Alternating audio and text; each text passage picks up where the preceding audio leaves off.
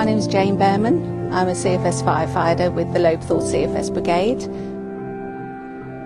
On the day I knew it was a catastrophic day. I went to work and had my pager on me. About 9:15 in the morning, my pager went off.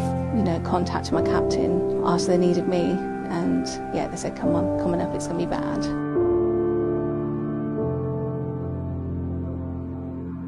I do remember after the fires, there was just no bird sound in here.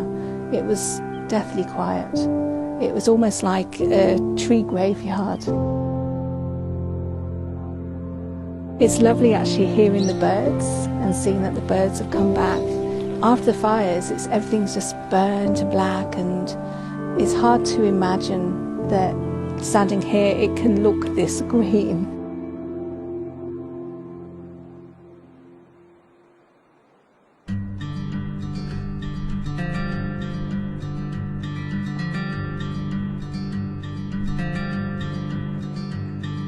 Kangaroo Island's an iconic destination. It's a much sought after destination, but it's not until people come here that they actually realise just how diverse the island is, how peaceful it is, how few people there are, and yet how many different things there are to do. Everyone thought that Kangaroo Island was burnt to the ground, completely razed. To travel through the bushfire zone as you do now, we found that there were isolated pockets of koalas who somehow had survived. The wildlife was there, the insects were somehow extraordinarily recovering, and then literally within a month the buds came out of the bushfire burnt ground.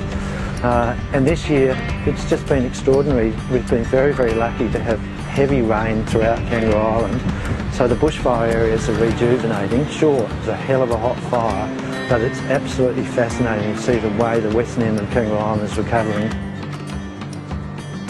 For the people who were so brave and resilient during the bushfires who were directly affected, those communities, they were bouncing back, ready to start all over again the morning after, and that's amazing.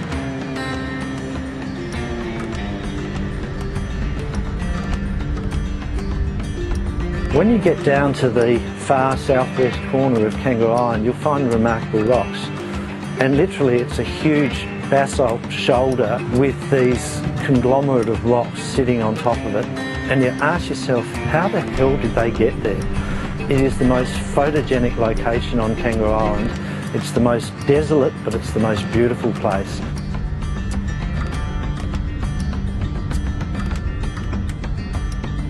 There are so many places where you can literally walk amongst the kangaroos. The vegetation is stunning, the geology is stunning, and the wildlife is stunning. Every day we think how lucky we are to have a location like this.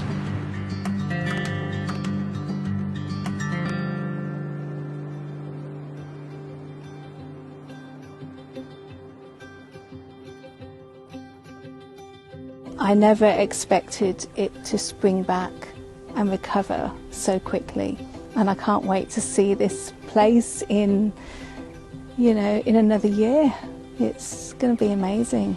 I would certainly say to people to come up here, come and see the regeneration, come and see how green it is, come and see everything is, there's so much life everywhere, so much life here.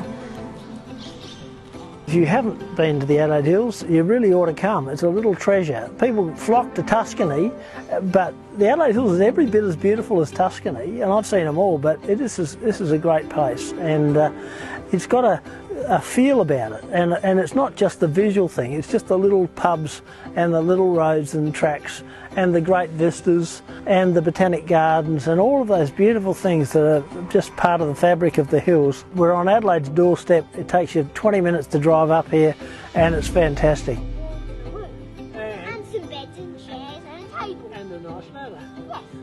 My name's Nick Hannaford, and I grew up on Kangaroo Island as a child. A few times through my life I've laid eyes on this land through different lenses. I suppose when I was a child here growing up, it was an amazing place to just be free and to explore, and it was all about wonder and discovery. And now through being older and coming back, now bringing business into Kangaroo Island and the magic of Kangaroo Island, although there's so much opportunity to share our amazing will